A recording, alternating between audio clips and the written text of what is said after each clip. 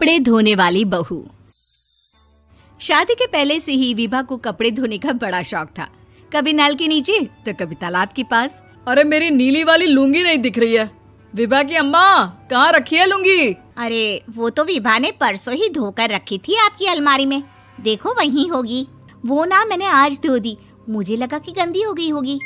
अरे कैसे गंदी हो गई थी? उसे तो मैंने पहना भी नहीं। हे भगवान, इस लड़की के कपड़े धोने की आदत से परेशान हो गया हूँ मैं।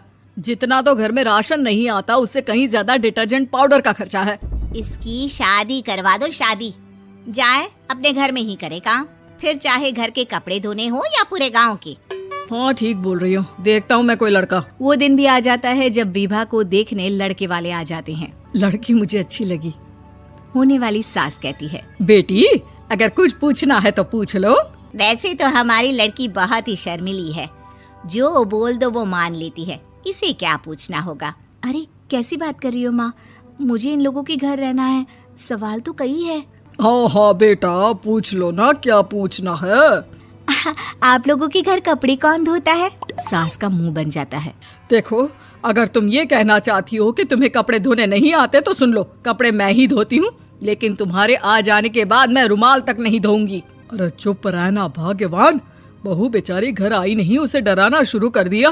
वो क्या है ना बिटिया, अभी तक तो ये कल्लू की माँ ही धोती थी, लेकिन अब तुम्हारे पापा तो दहेज में वॉशिंग मशीन देंगे ही।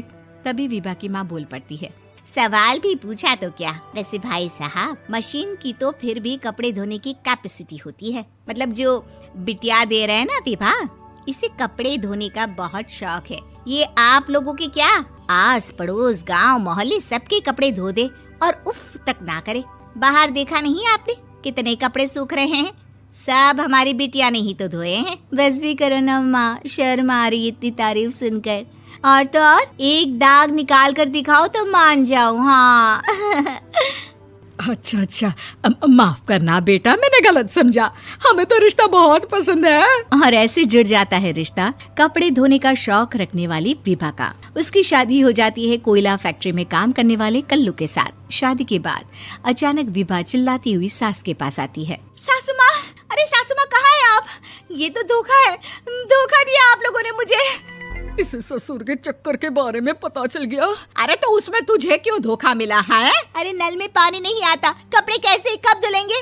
अच्छा, तू पानी नहीं आ रहा उसकी बात कर रही है। तो आपने क्या सोचा?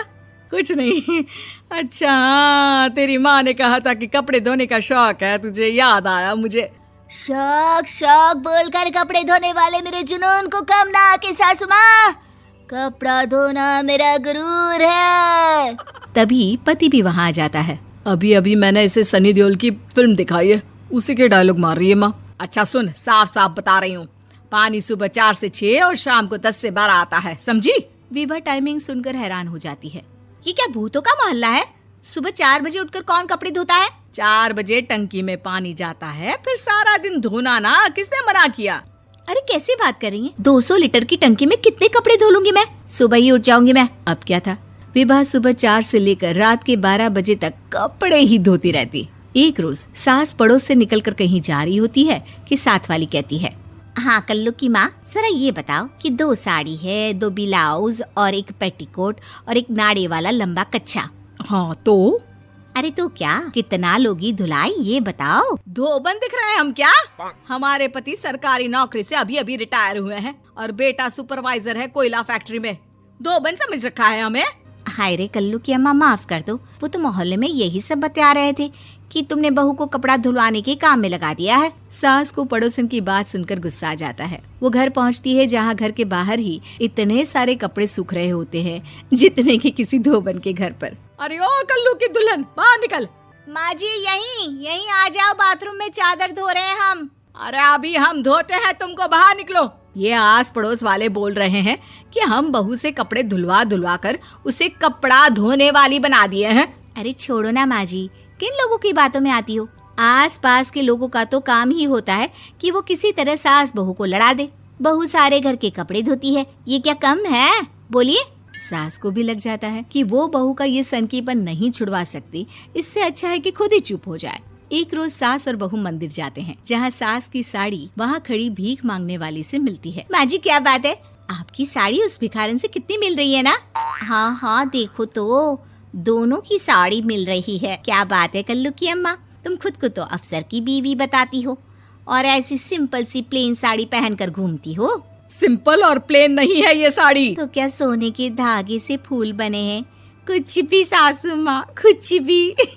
हाँ बने थे इस साड़ी में सोने के धागे से फूल। मेरे पति लेकर आए थे मद्रास से स्पेशली मेरे लिए 10,000 की। ताहे भाई साहब इस भिखारन के लिए भी सेम टू सेम साड़ी लेकर आए होंगे 10,000 की। सास उस वक्त तो कुछ नहीं कहती, लेकिन बहू के साथ घर आती है और अलमारी से एल्बम निकाल कर लाती है। ये साड़ी देख रही है, ये वही साड़ी है जिसे मैंने अभी पहना था। इस साड़ी में ये जो चमकदार फूल दिख रहे हैं ना, ये सोने के धागों से काढ़े गए हैं। लेकिन तू लोकल वॉशिंग मशीन ब्रश से घिस घिस कर सारे फूलों को निकाल कर साड़ी प्लेन कर दी। मुझे माफ कर दीजिए सासू माँ। और तो और, जब मैंने तुझे तेरी गलती के लिए कुछ नहीं कहा, लेकिन तूने तो सबके सामने मेरा मजाक ही बना दिया। क्यों? बहू को समझ में